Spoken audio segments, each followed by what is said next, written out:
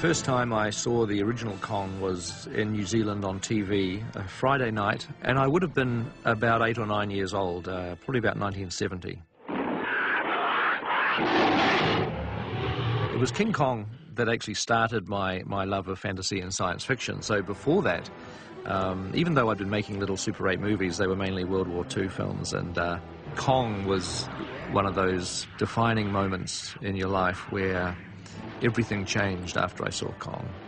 For starters, you know, it gave me a real sense of what I wanted to do as a career, which wasn't actually to become a director, it was to become a special effects person, because what King Kong does, I think, you know, if you're of the right frame of mind, is it totally inspires you to think about the trickery of films. You know, it's the wonderful escapist use of special effects.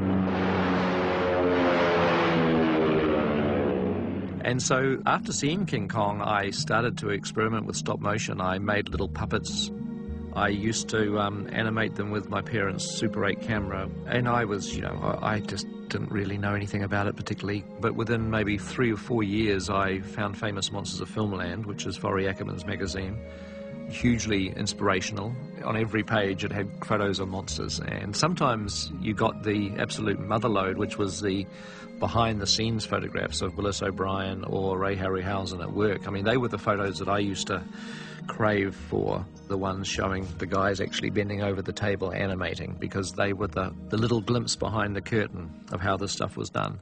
Ray Harryhausen obviously became an influence too, because if you start getting interested in Kong and stop motion, you gradually learn about Ray Harryhausen, and I learned about his movies. Seventh Voyage of Sinbad was re-released in the early 1970s, and I got to see Seventh Voyage at the cinema in colour, which was great, because our TVs were just black and white in those days, which was fine for Kong, not so good for Sinbad. I think the solitary nature of the stop-motion animator, which was part of the mystique of O'Brien or Harryhausen, was that they would disappear into their garage all by themselves and produce these magical sequences. I think that appealed to me too, the fact that I wasn't going to be, you know, dealing with 200 people. I was just going to be able to do it all by myself. But it explains why my movies have a lot of special effects in them. I mean, I am a frustrated special effects guy, basically. When I was about 12, 2 or 3 years after I saw Kong, I decided I was going to do a remake of it. You know, in my burst of excitement, I made a little puppet, stop-motion puppet of Kong with wire, joints. I decided I was going to start, the first sequence I was going to really have a go at doing was the Empire State Building. So I built the top of the Empire State Building out of cardboard. See, I didn't even bother painting the back of it, because I thought we'd only be filming it from the front, so I conserved your resources. Yeah, I conserved my silver paint, must have been in short supply.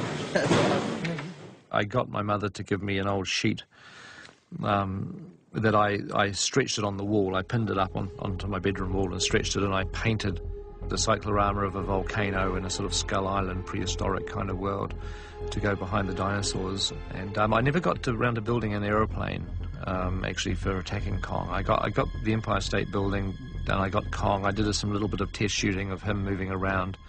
I got so far and just realised it was never going to be what I was imagining it to be in my mind.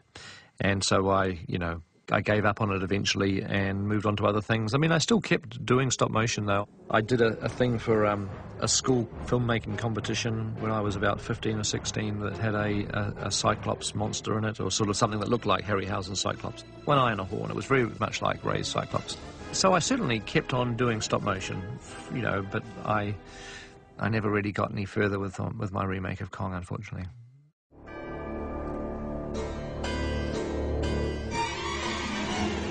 While we were making The Frighteners, we were working with Universal on that particular movie, and we had a call from our executive on The Frighteners, Lenny Kornberg. I think they were seeing dailies of The Frighteners and they were liking what they were seeing, and Lenny called us and said, there's a couple of horror movies that the studio is wanting to remake, and would either of them interest me? And one was The Creature from the Black Lagoon, which I sort of didn't get too excited about, and the other one was King Kong, which I did get very excited about. And I said to Lenny, because I'd never mentioned Kong to him at all, and I said, you realise this is my favourite film? And he said, oh, really? And it was interesting because I was also aware that Universal in years earlier had attempted to remake King Kong in 1975.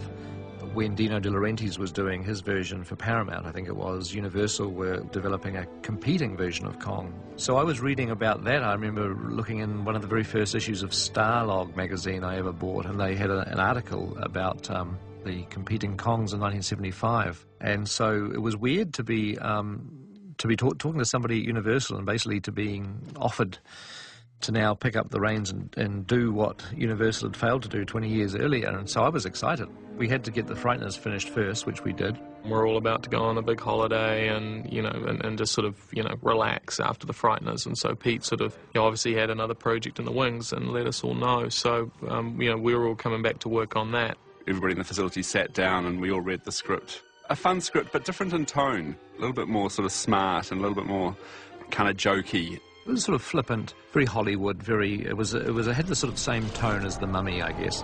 When I saw The Mummy, I thought, did they read the King Kong script? You know, it was almost that sort of, you know, classic sort of Hollywood adventure feeling kind of film. I remember initially the first time we come across Jack, he's a World War I fighter pilot, and he and his buddy are up in their biplanes doing baseball practice, chucking a ball and hitting it back to each other while they're flying along. I think the Red Baron turned up at one stage. So I got to do a sort of a World War I dogfight sequence, which I'd put in there because I'd always wanted to do a World War I dogfight scene, still do. And was, you know, sort of upper class English kind of, you know, character. She was the daughter of a lord who was a, you know, a boffiny archaeologist type. They were on a dig in Sumatra. And that's how they sort of are introduced to the concept of this ape god and this ancient sort of civilization. And then, you know, Carl Denham's there trying to make a movie. We imagined him to be much more stern and more of a overt villain. You know, there were elements of our 1996 script that survived. The Brontosaurus stampede was pretty much exactly as written in 1996. The Tyrannosaurus Rex fight with the 3 T-Rexes was again something that we had planned for the 1996 version. The sequence in New York with the Empire State Building at the end was there, but it was somewhat different because we had Jack Driscoll basically commandeering an old aeroplane and taking off and flying around the Empire State Building to try to protect Kong, and we had the other naval planes attacking him and Jack Driscoll in his plane trying to get in their way and trying to block them and trying to sort of throw them off their aim, and he was sort of flying around as well. It kind of took the essence of Kong and reimagined it. Lots of different extra story points and different characterizations. During that period of time, we did a lot of pre-production artwork. Richard Taylor and his gang at Weta Workshop did a lot of maquettes for dinosaurs, for Kong. We did many, you know, drawings.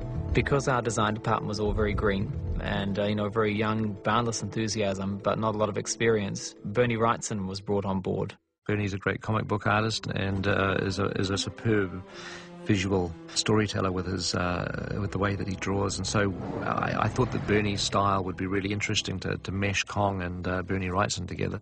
Our design team started a huge round of conceptual art, first through illustration and then through 3D sculptural maquetting. We were basically all just having a go at the different dinosaurs. So yeah, I was having a go at everything, really. There was pet creatures, there was dinosaurs, and Kong himself. But it was sort of evened out at that stage. Everyone sort of had a go at everything. We designed a very classic, very Harryhausen-esque brontosaur, similar to the one that Ray had done for 1 million years BC. I always thought it was actually, you know, quite a similar looking brontosaur, a very, very classic design. Kong was a funny one because I don't think we really, in the 96 version, resolved Kong. We were getting close, and we definitely went down some really strange avenues, some really interesting looks that you wouldn't have necessarily thought of. What he was back then was a gorilla in his prime, this giant, majestic beast. You know, there was a little bit of scarification and that sort of thing, but he essentially was this really majestic creature. At that point, we had still perceived that we would have to do Kong with animatronic components. We were going to do the classic Kong's mechanical hand like they have done in the previous versions, and I know that Weta Workshop had got pretty far advanced with designing and building a mechanical hand rig. We also had a sequence with some crocodiles that attacked a sinking car at one stage, and we were going to be building mechanical animatronic crocodiles that were going to be sort of busting in the windows of the slowly sinking vehicle. But probably the largest body of work that we started was in 1996. Animatics created digitally were not a reality at this point, or they certainly weren't in our scope of work. So the only way that we could think to pre-visualize the movie in filmic images was to do it with stop animation. Can you imagine? So we set about and in fact made all of the creatures as stop animation armatures. We made